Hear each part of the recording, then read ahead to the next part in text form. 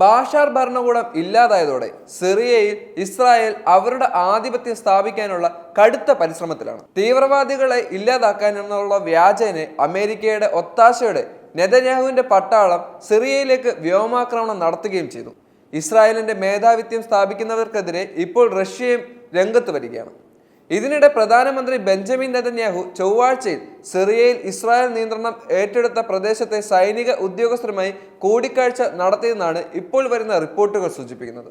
ഭാവിയിൽ ഇസ്രായേൽ സൈന്യം രാജ്യത്ത് തുടരുമെന്നും അവർ പ്രതിജ്ഞയെടുത്തു. ഇസ്രായേലിന്റെ നിയന്ത്രണത്തിലുള്ള ഗോലാൻ കുന്നുകളുടെ അതിർത്തിയിൽ നിന്നും ഏകദേശം 6 മൈൽ അകലെയുള്ള ഹെർമോൺ പർവ്വതത്തിൽ വെച്ചായിരുന്നു നെതന്യാഹുവിന്റെ ശപഥമെടുക്കലൊക്കെ.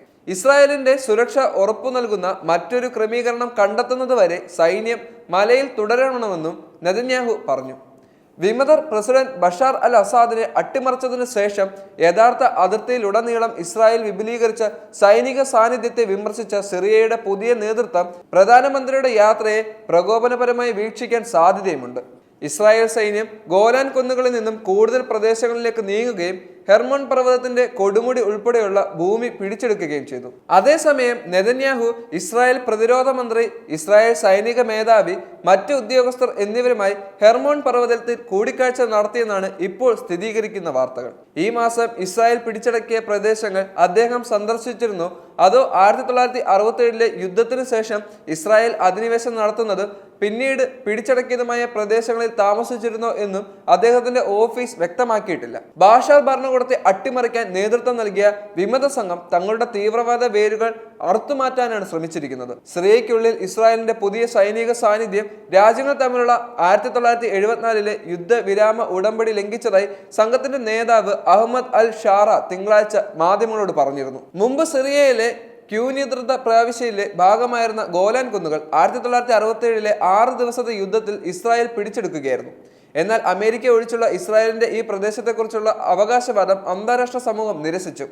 സിറിയൻ പ്രദേശത്തേക്കുള്ള ഇസ്രായേലിന്റെ ഏറ്റവും പുതിയ നുഴഞ്ഞുകയറ്റത്തെ ഐക്യരാഷ്ട്രസഭയുടെ നിരവധി അറബ് രാജ്യങ്ങളും അപലപിച്ച് രംഗത്ത് വന്നിട്ടുണ്ടായിരുന്നു. ഗോലാൻ കുന്നുകൾക്ക് അപ്പുറത്ത് കോട്ടകൾ ഉൾപ്പെടെയുള്ള സാന്നിധ്യം വേഗത്തിൽ സ്ഥാപിക്കാനാണ് ഇപ്പോൾ ഇസ്രായേൽ ലക്ഷ്യമിടുന്നത്.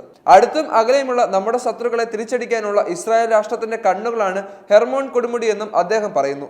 അതേസമയം ബഫർ സോണിലുള്ള ഗ്രാമങ്ങളിൽ താമസിക്കുന്ന സിറിയക്കാരെ ഒഴിപ്പിക്കാൻ പദ്ധതിയില്ലെന്നും ഇസ്രായേൽ വെളിപ്പെടുത്തലാണ് വിവരങ്ങൾ.